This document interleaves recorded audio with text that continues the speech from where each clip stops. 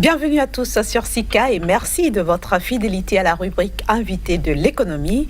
Aujourd'hui, nous recevons pour vous un consultant en développement qui va nous entretenir sur les chances de l'Afrique de réussir son projet de zone de libre-échange continentale dans un contexte de pluralité de politique monétaire.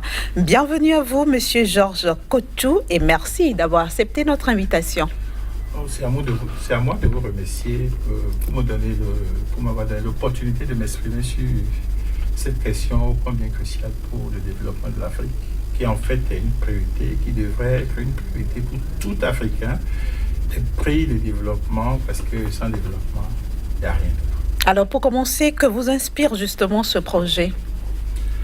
Vous savez, ce qu'on reproche souvent à l'Afrique, c'est que nous ne commerçons pas assez entre nous. Et ça fait que tout ce que nous produisons produit ou crée des emplois ailleurs, au lieu de créer des emplois sur le continent. Avec cette zone de libre-échange, je vais donner un petit exemple pour expliquer ou bien faire toucher du doigt un tout petit peu ce à quoi ça va ressembler. Si vous imaginez que entre le Bénin et le Nigeria, si on avait une zone de libre-échange totale, où les marchandises, les échanges de fonds de façon libre, où la libre circulation des personnes et des biens est une réalité, vous voulez dire ? Je vais vous garantir une petite chose. Le problème du chômage au Bénin, au moins au Bénin, serait totalement résorbé. Pas quelle magie ? Aujourd'hui, si vous faites une petite enquête dans le milieu des entre guillemets, fonctionnaires d'État, vous allez vous rendre compte que eux tous, autant qu'ils sont, veulent avoir une activité dans le privé. Parce qu'ils ont compris que si vous voulez vivre au jour le jour, soyez l'employé de quelqu'un. Mais si vous avez l'ambition de vous enrichir, vous ne pouvez pas le faire avec l'argent de l'autre, ni avec l'argent de l'État. Soit vous voulez, et vous allez finir comme ça finit. Mais si vous voulez devenir riche, vous voulez avoir les moyens de faire autre chose, vous ne pouvez qu'être dans le privé. Et, paradoxalement, ou merveilleusement, j'allais dire, nous avons l'un des plus grands marchés du monde prochainement. À côté, c'est le Nigeria. C'est une mine d'or que le Bénin n'a jamais exploitée. M'excusez beaucoup, mais c'est la réalité. Et on ne peut pas avoir le Nigeria à côté et être un pays de 10 millions d'habitants et avoir un problème de chômage, un problème de développement. C'est inadmissible. Alors pour revenir à la zone de libre-échange, nous savons que le continent dispose déjà de plusieurs blocs économiques. On a la CEDEAO, on a la CEMAC, etc. Si ça n'a pas réussi au niveau de ces petits blocs, pourquoi ça réussirait au niveau continental ? Est-ce que ces zones sont des zones de libre-échange, des zones au niveau des sous-régions ? Je ne crois pas. C'est des rassemblements, des unions économiques et consorts. Maintenant, si on parle de libre-échange, c'est vraiment libre-échange. C'est au Bénin, je ne sais pas, peut-être que je ne suis pas informé, mais j'ai vu au Sénégal, il y a beaucoup d'activités qui se font autour de la zone de libre-échange au niveau africain. Qu'est-ce que le Sénégal va mettre dedans et va rendre libre? Qu'est-ce qu'il ne faut pas rendre libre? Pour pouvoir permettre à la population au niveau local de demeurer actif dans l'économie sans perdre la face. Et il est important de comprendre qu'une zone de libre-échange au plan continental fera qu'un bien du Bénin pour aller au Cameroun ne sera plus traité différemment, par exemple, si c'était un bien qui quitte le Gabon pour le Cameroun. Donc ça change beaucoup de choses. Je prends l'exemple des femmes qui viennent acheter des pagnes au Bénin pour le Cameroun, le Gabon, Centrafrique et consorts. Pour les sorties des douanes, la situation va changer. Donc ça veut dire que les gens viendront davantage pour acheter ici.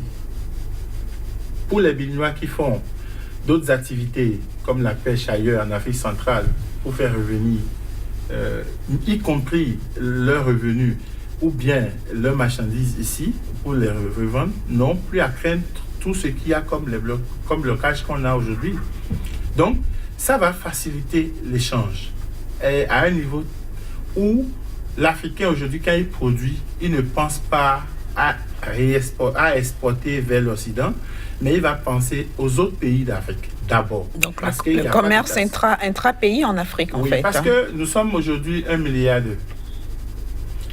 Et c'est un marché extraordinaire. Quand la Chine est devenue 1,2 milliard, la Chine s'est développée. Et je dis souvent quelque chose. L'élément le plus important de l'économie, c'est l'être humain. C'est la population. Et si cette population-là, nous ne l'utilisons pas comme il faut, le phénomène que ça donne, c'est que les jeunes s'embarquent pour se retrouver dans la mer, croyant aller en Occident, qui est l'Eldorado, ce qui n'est pas réel.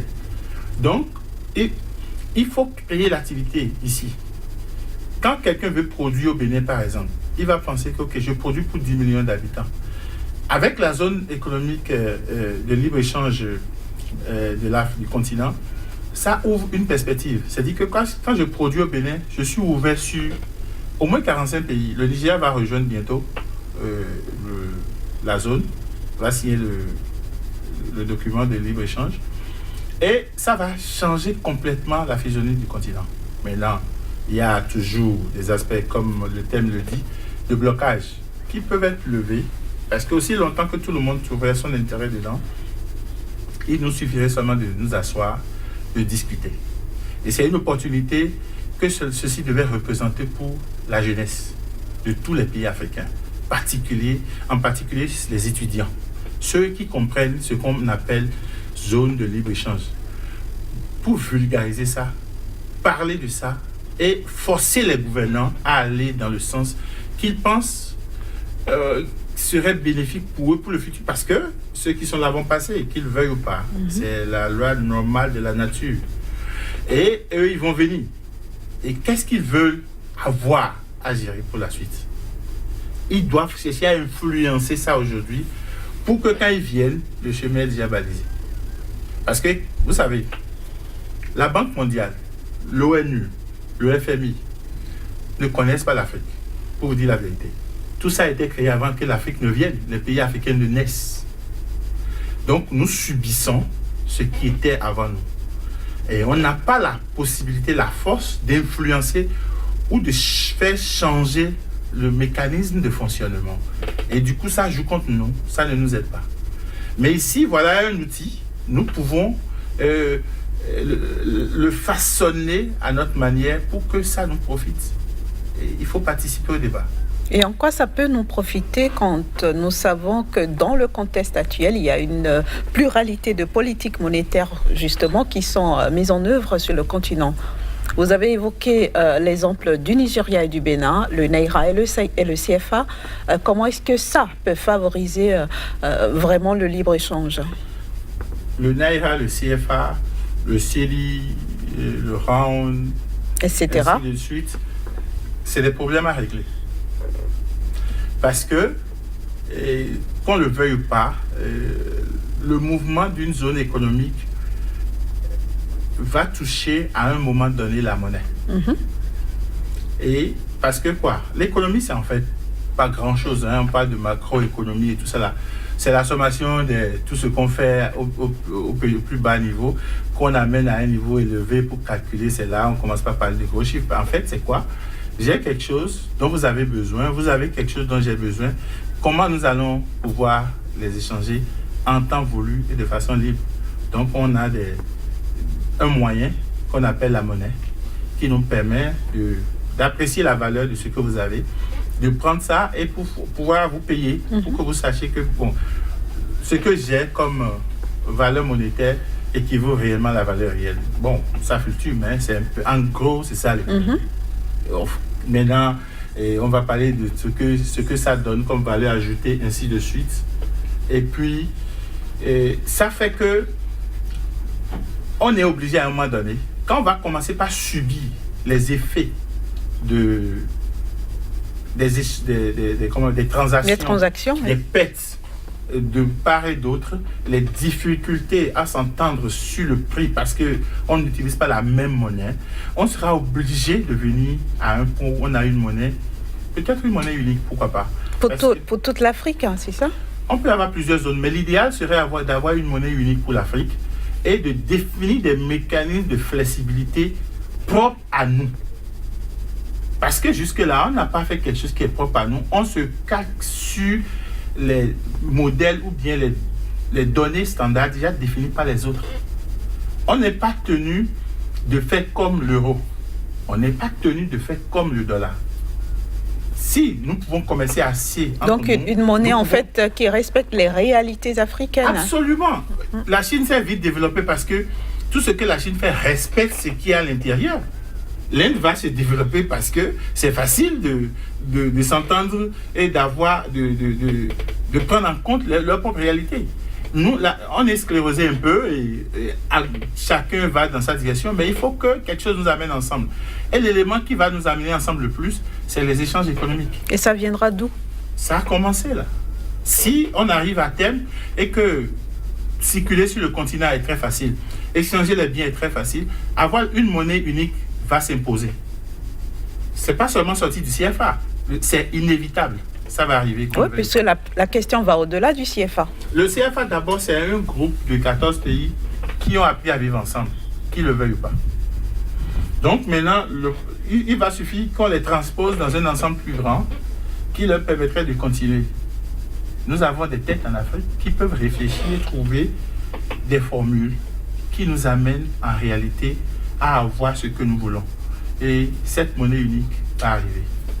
Ce que moi je vais conseiller aux chefs d'État africains, c'est de faire en sorte que les pays qui sont prêts s'engagent et commencent.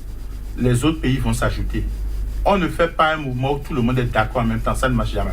Donc c'est ça mon appel aux chefs d'État, qu'ils lancent le mouvement. Les peuples commerçaient difficilement entre eux, étant donné qu'ils ont vu la lumière, qu'ils fassent en sorte que ça aille très rapidement. Le Nigeria, c'est un géant de l'Afrique et le Nigeria n'a pas encore intégré cette zone de libre-échange continentale. Vous ne pensez pas que c'est déjà un handicap? Non, pas du tout alors. Parce que le Nigeria sait qu'il représente un poids en matière de population. Et pas un petit poids. Justement, donc le Nigeria veut voir tous les contours pour s'intégrer parce que le Nigeria est en train de développer un tissu industriel intérieur.